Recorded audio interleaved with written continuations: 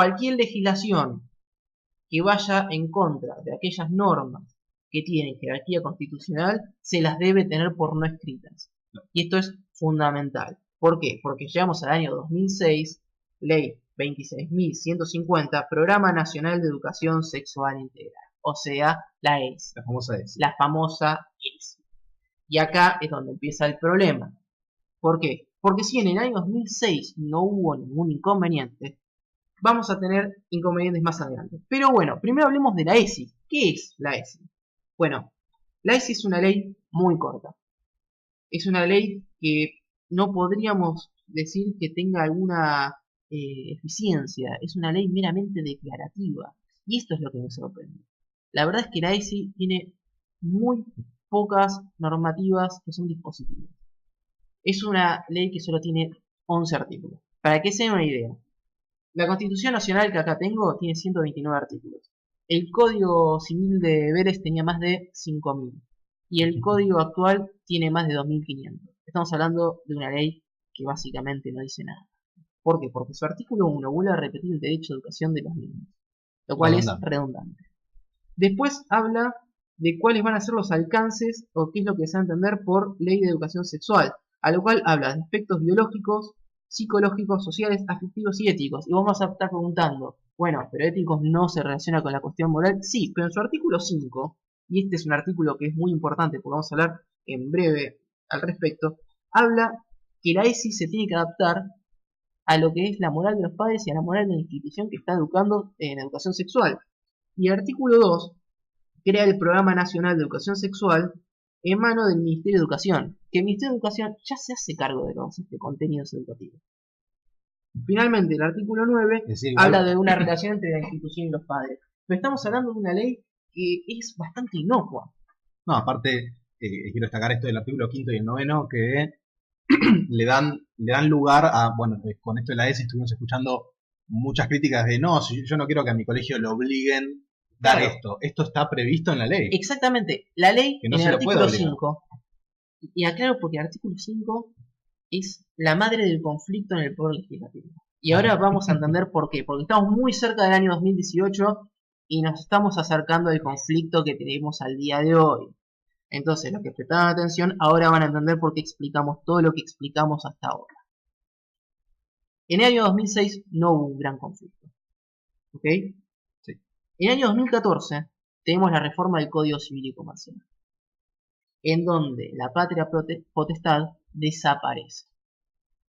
Lo que significa que hubo un cambio ideológico en la legislación argentina. Y si bien es cierto que se la puede tener como no escrita algunas de las controvertidas cláusulas que pone el nuevo Código Civil y Comercial, lo cierto es que se reemplaza la patria potestad por los derechos sobre los menores, que sería el derecho de comunicación.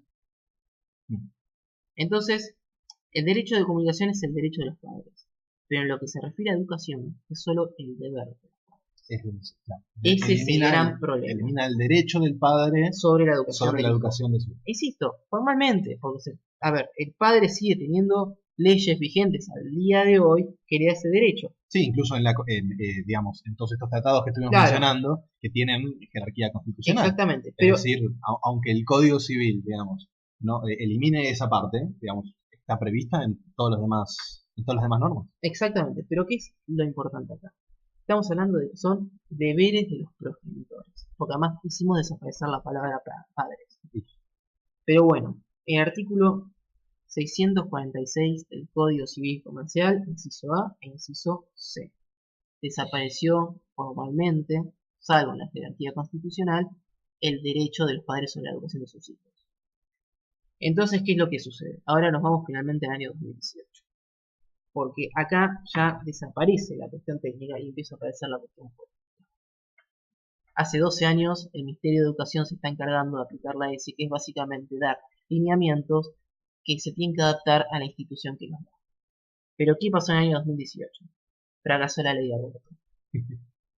Pequeño detalle. ¿Y qué es lo que pasó con el fracaso de la ley de aborto? Empezó la vendetta política. ¿Y cuál es la vendetta política? Aquellos partidos de izquierda, especialmente izquierda radicalizada, empezaban a sentir que los pro vida tenían que sufrir. Y empezaron a apuntar en contra del artículo 5 de la ESI. Eso es lo que pasó a nivel legislativo a partir del mes de septiembre. Y ahí empieza la polémica en el mes de septiembre. Ahora, entre septiembre y octubre sucede un hecho paralelo que no tiene tanto que ver, que es que el Ministerio de Educación dio a conocer, y algunos padres dieron a conocer, el contenido de los cuadernillos de educación sexual. ¿Y qué es lo que sucedió ahí? Hay muchas partes del cuadernillo que están bien hechas. Yo estuve revisando los cuadernillos, hay todo lo que tiene que ver con prevención sexual, la verdad que está bien, tiene dibujos explicativos que se adaptan a la edad de los menores, cuando te muestran cómo poner el preservativo, si bien se ve una forma fálica, no es un pene, por lo tanto están entendiendo la maduración de los menores y empiezan a aparecer Bastante penes discreto, bueno, digamos. es discreto, hasta ahí estábamos bien, digamos. Ahora, ¿por qué los padres están tan ofendidos? En primer lugar, por ese folleto que estuvo dando vueltas en internet donde hablaban de teoría de género o de lo que ahora se llama ideología de género. Y en segundo lugar, porque empezaron a meter dentro de lo que es las teorías neomarxistas la teoría del patriarcado. A tal punto llega la ridiculez de la teoría del patriarcado que les hacen estudiar la historia de una pareja que se quiere casar en 1802. Y por eso yo empecé a hablar de 1810. O sea, estamos hablando antes de cualquier formalidad normativa de nuestra sociedad. Sin mencionar que en 1802, en Argentina, vivía bastante menos de medio millón de personas. Ahora somos 43 millones de personas. ¿Qué significa? Argentina, las 43 millones de personas que vivimos, somos el resultado de movimientos inmigratorios. No tenemos nada que ver con esa sociedad de 1802. No, El paralelismo es absurdo.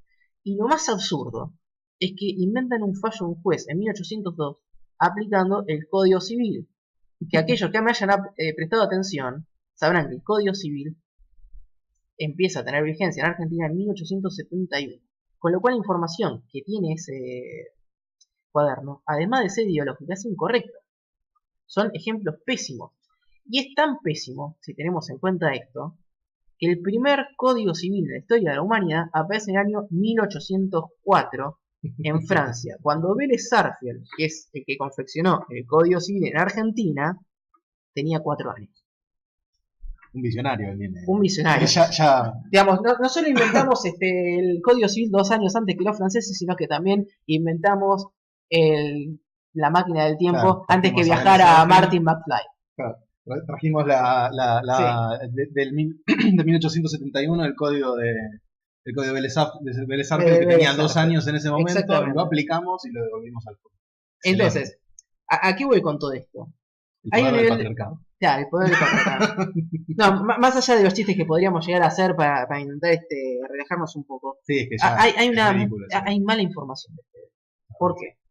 Porque aquellos que estaban a favor de la aplicación de la ESI, recuerdo haber leído a una periodista en Diario Clarín diciendo que la ESI no se aplicó, a pesar de ser una ley del año 2006, lo cual es mentira. La ESI se aplicó. De manera defectuosa se pudo haber aplicado de una manera virtuosa, pero lo cierto es que la ley estaba vigente y se aplicó porque era una cuestión dispositiva del Poder Ejecutivo, a través del Ministerio de Educación. Uno puede estar a favor o en contra de lo que hizo el Ministerio de Educación en el último tiempo, pero lo cierto es que se aplicó la ESI. También es mentira que la modificación de la ESI vaya a ser puramente para la ideología de género, porque los proyectos que yo estuve revisando era crear nuevas comisiones, había proyectos que decía derogar el artículo 5, entonces de vuelta era simplemente hacer una manifestación ideológica para seguir derivando potestades en el Poder Ejecutivo, lo cual depende del Poder Ejecutivo. Y en cuanto a lo que tiene que ver con los contenidos del Poder Ejecutivo, es cierto que se está metiendo en muchos de los contenidos lo que podríamos llamar neomarxismo o ideología de género. Pero también es cierto que un docente responsable podría pasarla por alto al día de hoy. Entonces, como todas las cosas que pasan en esta vida, esto no es ni blanco ni negro, es más bien un gris. Es un gris peligroso. Esto quiero destacarlo. O sea, creo que los padres que se estuvieron quejando en La Plata tienen razón al quejarse. El derecho está de su lado. No los estoy criticando por quejarse, porque si fueran mis hijos yo haría exactamente lo mismo. Yo también me quejaría con la profesora, yo también me quejaría con la directora. Ahora bien, hay exageraciones de los dos lados. Los que están exagerando, diciendo que la ESI no se aplicó hasta el día de hoy, salvo que se haga una reforma legislativa, son verdaderos exagerados. A tal punto que hace poco, el 25 de octubre, en una nota de Infobae, el ministro de Educación salió a defender la ESI. Y aclaro una cosa, el ministro de Educación está a favor de mantener la independencia de las instituciones y los padres, a pesar de que es un ministro que está a favor de la ideología de género. ¿Por qué? Porque educación sexual, y ahí me están acercando el artículo, la educación sexual no debería incluir cuestiones ideológicas como la igualdad entre los géneros. Si bien estamos todos a favor de la igualdad ante la ley que figura en el artículo 16 del año 1853 en la Constitución Nacional, lo cierto es que estamos hablando de algo que tiene que ver con la educación moral. Sí, sí, a veces se confunden estos temas de la igualdad ante la ley y digamos todo el resto de las igualdades, ¿no? Digamos decir, bueno, una igualdad biológica que por supuesto no es tal, hablar del género como algo intercambiable, digamos, eso ya ahí se mezcla, o sea, no estamos hablando, cuando hablamos de igualdad, no estamos hablando de la igualdad ante la ley, que esa por supuesto la defendemos, es un pilar del jurídico, pero sí es importante. A ver, estamos todos de acuerdo que perder la igualdad entre hombres y mujeres sería un desastre, no, por supuesto. Sería una verdadera tragedia. Ahora, hay que aclarar una cosa, lo que están entendiendo por igualdad en estos cuadernillos es una verdadera exageración, porque no es igualdad, sino que es echarle la culpa a un sistema de dominación creado por el hombre para el hombre, que en realidad es no entender las cuestiones de la realidad. Hombres y mujeres tenemos problemas diferentes y tenemos problemas comunes. Entonces, aquellos problemas diferentes no se pueden amplificar para decir que son los problemas de la sociedad. Y tampoco podemos tomar el caso, digamos, concreto para transformarlo en regla. Es una situación muy compleja, que insisto, es muy difícil hablar de una manera neutral porque yo sé que ahora terminamos la transmisión y me van a llegar mensajes de odio de feministas radicalizadas y también me va a llegar, digamos, de los terraplanistas de siempre que me van a estar diciendo que en realidad yo voy a estar subsidiado por Soros. Bueno. Claro, porque no está admitiendo que detrás de esto pueda haber un lobby internacional, claro. Podría ser. No, siempre hay extremismo. Hay extremismo. Estamos tratando justamente de evitar eso, de mantenernos en un punto racional.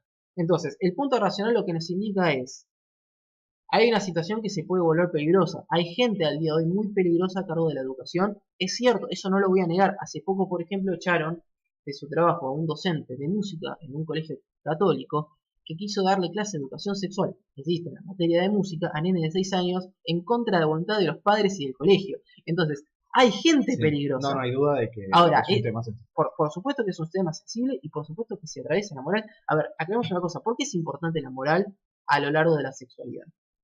La moral es importante porque es la herramienta que pasa anterior al hecho, ¿se entiende? La ley penal actúa post facto. Entonces, nosotros atacamos con toda la fuerza del Estado al violador por ponerte un delito sexual, pero después que ya violó, cuando el daño ya está hecho. La moral pasa por un sistema anterior. Es lo que te impide a vos como individuo llegar a ser el violador. ¿Se entiende? Entonces, la cuestión moral es sensible. Y por supuesto, a veces podríamos decir, como decía este psicólogo canadiense que me gusta mucho, Peterson. Claro, exactamente. A veces hay veces que la izquierda puede tener razón, hay veces que la derecha tiene razón, pero generalmente en cuestiones que tengan que ver con la moral hay un punto medio. Y ese punto medio suele ser lo más acertado. Entonces, guarda con mucho de la información que está pasando. Insisto, yo estoy a favor de los padres, creo que los padres tienen razón, creo que los padres fueron muy responsables al quejarse con los colegios por gente como este profesor de música. Me parece que este profesor de música que se presentó ante el INADI para colmo porque habló en lenguaje inclusivo y se siente discriminado. O sea, es correcto que los padres se quejen. En ningún momento estoy diciendo que no. Pero guarda, porque si empezamos a exagerar los hechos para decir que la gente que es peligrosa es mucho más peligrosa de lo que es, o que la ESI dice cosas que no dice, porque este es el otro tema del periodismo que está en contra, vamos a terminar quedando en una confusión en la cual se van a fortalecer estas personas peligrosas que ya están adentro del colegio. Entonces, hay que ser muy medidos con la información y hay que ser muy medidos con las conclusiones, porque si tenemos una información falsa o no nos encargamos de analizar los hechos como son, entonces vamos a tener muy mala solución. Bueno, sí, justamente es evitar, digamos, los dogmas, evitar las ideologías, digamos, cuando estamos hablando de, digamos, no mezclar los hechos no mezclar lo subjetivo con lo objetivo, ¿no? Que es Completamente. justamente lo que estamos criticando, el hecho de que, por ejemplo, en un panfleto, digamos, o en material entregado a los colegios respecto al tema de la educación sexual, se den por sentados, digamos, conclusiones ideológicas, como es, por ejemplo, el patriarcado, el tema una jerarquía social que beneficia al hombre por sobre la mujer, es una conclusión ajena a la educación sexual. Exactamente, pero aparte es una conclusión de una ideología, es una conclusión marxista del marxismo cultural, que se está incorporando como si fuera una realidad probada y sólida en la educación. Entonces, eso lo que se está haciendo es ignorar la realidad para reemplazarla con la opinión, con la subjetividad de uno, es justamente lo que tenemos que evitar de todos los lados, mantenernos en los hechos, mantenernos en lo objetivo, en lo real, que es justamente lo que nosotros tratamos de impulsar desde acá, y no mezclar, obviamente que las opiniones suelen sesgar lo que, digamos, la postura que uno toma, pero no, tratar de no mezclar las cosas, de quedarnos en los hechos, para lo importante, y bueno, las opiniones son para otros aspectos. La educación es un aspecto demasiado sensible para subjetivizarlo tanto. Exactamente. Y volviendo a hablar de los hechos objetivos, hay que tener en cuenta que hay gente en el Poder Legislativo, estamos hablando de diputados, que quieren deshacerse de un artículo, el quinto, exactamente, de esta ley, sin tener en cuenta lo que dice la jerarquía constitucional. Recordemos que el quinto es el que le permite a los padres y a las instituciones educativas, digamos, priorizar su criterio a la hora de aplicar. Exactamente. Entonces, estamos hablando de gente que incluso con título de abogado desconoce la ley. Estamos hablando de legisladores que están legislando de espaldas al elemento técnico. Y eso es muy importante, exactamente, de espaldas a los datos. Entonces es muy importante tener en cuenta esto. Y es muy importante que además aquellos que más allá de lo que sepamos de derecho tenemos que pensar desde el punto de vista moral, la moral es subjetiva, por lo tanto todos podemos tener una opinión válida, pero tenemos que pensar lo siguiente. ¿Quién se tiene que hacer cargo de la educación moral de nuestros hijos? ¿Los padres o el Estado? Yo personalmente creo que son los padres, porque la alternativa siempre nos lleva al autoritarismo.